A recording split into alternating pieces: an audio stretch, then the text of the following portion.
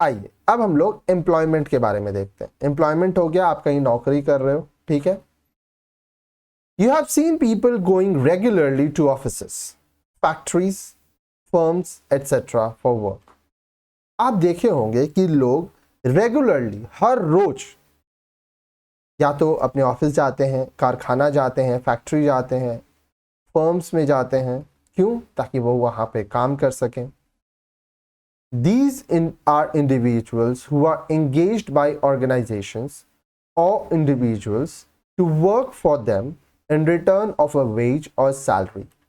अब ये व्यक्ति कौन है? ये वो व्यक्ति हैं जो किसी संस्था में जाके काम कर रहे हैं या किसी व्यक्ति के लिए काम कर रहे हैं, बदले में उन्हें वेतन मिलता है, सैलरी मिलता है, ठीक है। मजदूरी वो करते हैं, उसके बदले उनको पैसा मिलता है, वेज और salary. They are said to be an in employment. माना जाता है कि ये लोग, इनको कहा जाता है कि ये लोग नौकरी कर रहे हैं। देखिए, काम आपको करना है, आप खुद के लिए काम कर रहे हो, खुद के कंडीशंस पे कर रहे हो, आप कोई सेवा दे रहे हो, तो उसको तो हम लोग प्रोफेशन कहेंगे। लेकिन जब आप किसी के अंडर जॉब कर रहे हो तो उसको हम लोग एम्प्लॉयमेंट कहेंगे, ठीक है। आप किसी के यहाँ पे नौकरी कर रहे हो, आपको जो भी काम आता है आप उसके बदले, आप कहीं जाते हो, जॉब ज्वाइन करते हो, उसके टाइम के अकॉर्डिंग काम करते हो, ठीक है, तो वो आपका हो गया employment. Thus, we find a postman is an employment in the Department of Post to deliver letters, ठीक है।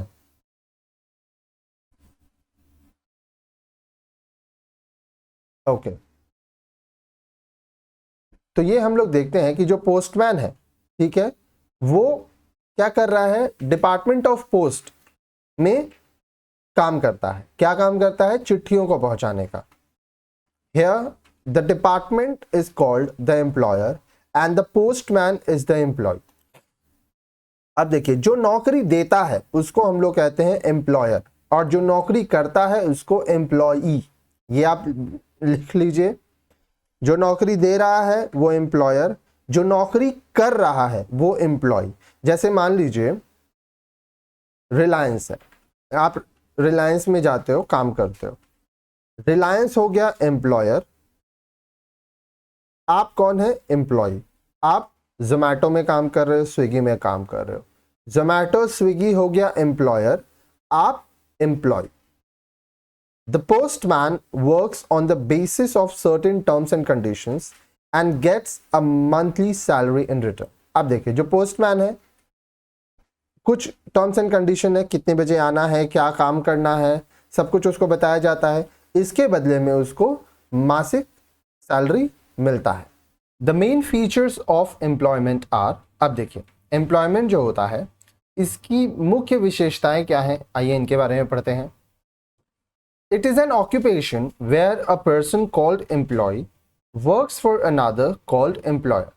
यह एक ऐसा ऑक्यूपेशन है जहां पर एक एम्प्लॉय होता है जो अपने एम्प्लॉयर के लिए काम करता है।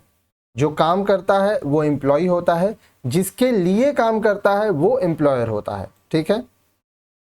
एग्जाम्पल हम आपको आगे भी बताए थे, जैसे जोमैटो स्विगी, जोमैटो स्विगी हो गया एम्प्लॉयर, और जो काम कर रहा है, जो डिलीवरी पहुंचा रहा है, वो हो गया employ.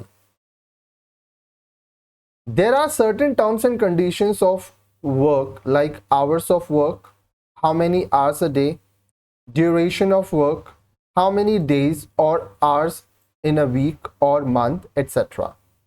Leave facility, salary or wages, place of work, etc. अब जब आप कहीं नौकरी करोगे, आप एम्प्लॉयमेंट में हो, आप नौकरी कर रहे हो, तो कुछ रूल्स एंड रेगुलेशंस होते हैं, टर्म्स एंड कंडीशंस होते हैं जो आपको मानने पड़ते हैं, ठीक है। आप कहीं पे भी अगर जॉब के लिए अप्लाई कर रहे हो तो आप ये चीज़ पहले देख लेना कि वहाँ का टर्म्स एंड कंडीशन क्या है। अब टर्म्स एंड कंडीशन में क्या होता है? आवर ऑफ वर्क, कितने बजे से कितने बजे तक आपको काम करना है, कितने घंटों काम करना है, ड्यूरेशन हो गया। अब हफ्ता में 5 दिन होता है, 6 दिन होता है, ठीक है। कहीं कहीं पे क्या होता है, हफ्ता में 5 दिन का ऑफिस होता है, सैटरडे संडे छुट्टी रहेगा, कहीं कहीं सिर्फ संडे छुट्टी रहेगा। अब कुछ कुछ स्पेशल मार्केट्स होते हैं जहाँ पे सैटरडे संडे छुट्टी नहीं रहेगा, वीक में कोई एक दिन छुट्टी हो गया। ये अलग अलग बिजनेस के अकॉर्डिंग चीज़ें होती हैं, ठीक है। साथ ही साथ कहीं कहीं पर 8 घंटा का ड्यूटी होता है, कहीं 12 घंटा का होता है, ये जॉब टू जॉब डिपेंड करता है। फिर लीव फैसिलिटी, अब लीव का मतलब क्या हुआ, मान लो आप कहीं नौकरी कर रहे हैं, ठीक है। अब हो सकता है कि आपको कुछ काम हो, आप बीमार हो गए हो, तो आपको छुट्टी मिलता है। अब ये जो छुट्टी है ये 2 तरह का होता है, एक होता है पेड लीव, दूसरा होता है अनपेड लीव। पेड लीव का मतलब क्या हुआ, आप बीमार पड़ गए या कोई भी रीजन से आप छुट्टी लिए, ठीक है। पेड लीव है तो आप नहीं जाओगे ऑफिस, फिर भी आपको वो पैसा मिलेगा, पैसा कटेगा नहीं। अनपेड लीव रहा तो आप जितना दिन अनपेड लीव लोगे आपको उतने दिनों का पैसा नहीं मिलेगा। सैलरी वेजेस कितना है आपको ये देखना होगा। आप कहीं पे भी काम करने जाओगे तो आप पहले ये तो देखोगे ना कि आपको कितना पैसा मिलने वाला है। फिर प्लेस ऑफ वर्क, काम करना कहाँ है, ठीक है। अब देखिए, काम आप जहाँ रहते हैं उसके आसपास हो सकता है आपके घर से 10, 15, 20 किलोमीटर दूर हो। यह भी हो सकता है कि आपको वर्क फ्रॉम होम मिले। ये सब कुछ डिपेंड करेगा कि आप किस तरह के नौकरी के लिए अप्लाई कर रहे हो। The employees get salary normally paid on a monthly basis or wages normally paid on daily or weekly basis in return of their work। अब जो लोग नौकरी कर रहे हैं उनको क्या मिलता है, सैलरी मिलता है।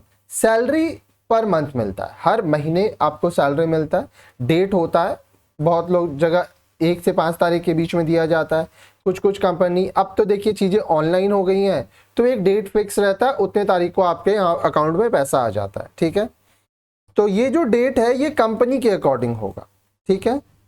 वेजेस होता है, वेजेस क्या है, मजदूरी, डेली भी मिल सकता है, वीकली भी मिल सकता है। अब कुछ जॉब है जहाँ पे आपको हर रोज आप गए काम किए पैसा मिल गया, कुछ जॉब है जहाँ पे आपको हर हफ्ते पैसा मिल गया, आपका हिसाब हो गया, ठीक है। ये क्यों होता है, क्योंकि आप उनके लिए काम कर रहे हो।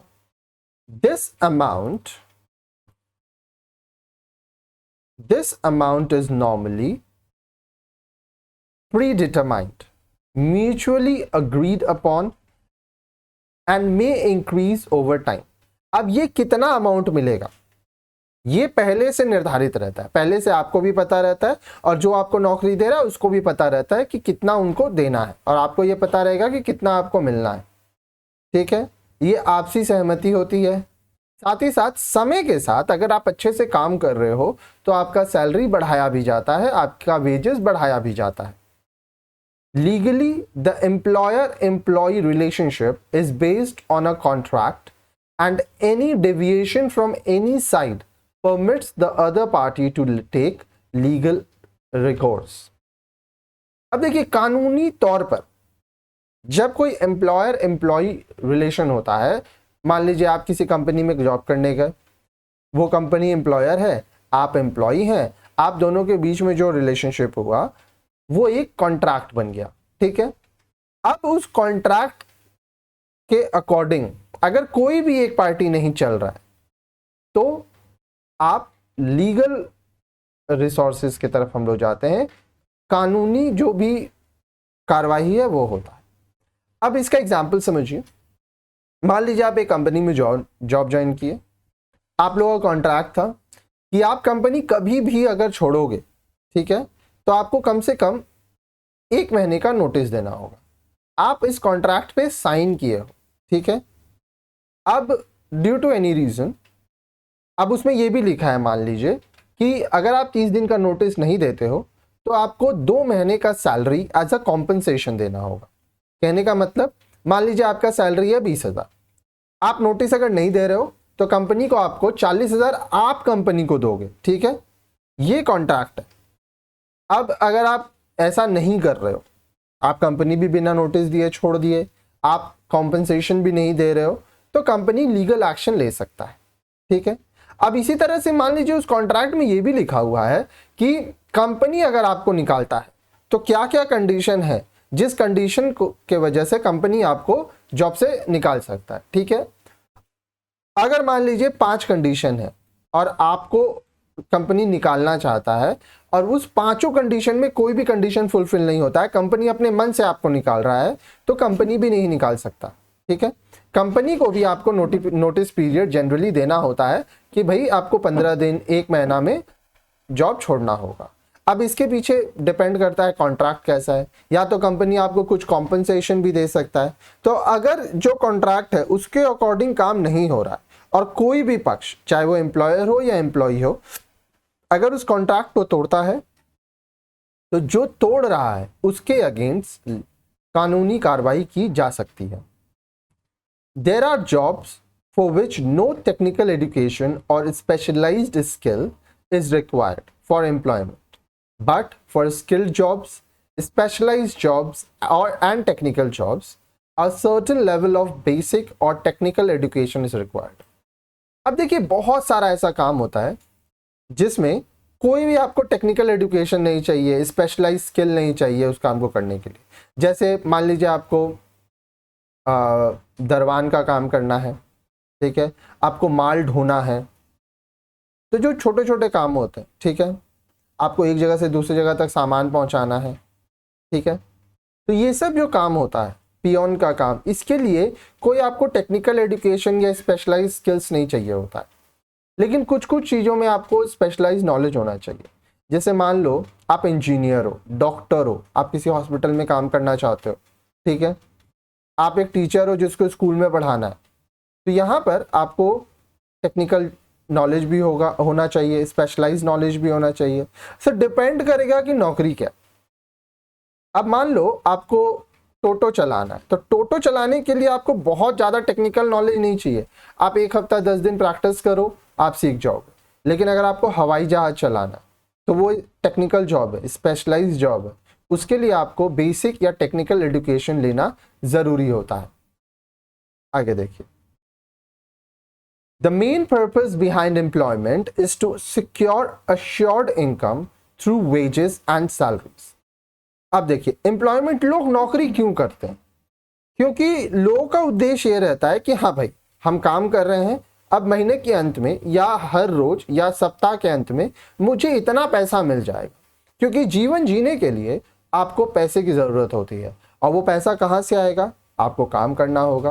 तो नौकरी जो है वो सेफ साइड होता है, ठीक है, कि आप किसी के अंडर काम कर रहे हो, वो इंसान आपको जो काम बोल रहा है आप वो कर रहे हो, ठीक है, डिपेंड करेगा आप जिस जॉब के लिए गए उसी जॉब से रिलेटेड। और फिर अंत में आपको हर महीने के अंत में सैलरी मिल जाता है, वेजेस मिल जाता है, जिससे आप सेटिस्फाइड हो, secure. The economic activity rendered by one person to another under a contract of service for some remuneration is called employment. वो आर्थिक क्रिया जो कि एक व्यक्ति दूसरे व्यक्ति के लिए करता है, ठीक है, एक कॉन्ट्रैक्ट के अंतर्गत वो व्यक्ति सेवाएं दे रहा है, बदले में उसको तनख्वाह मिलती है, पैसे मिलते हैं, उसको हम लोग एम्प्लॉयमेंट, नौकरी कहते हैं, ठीक है।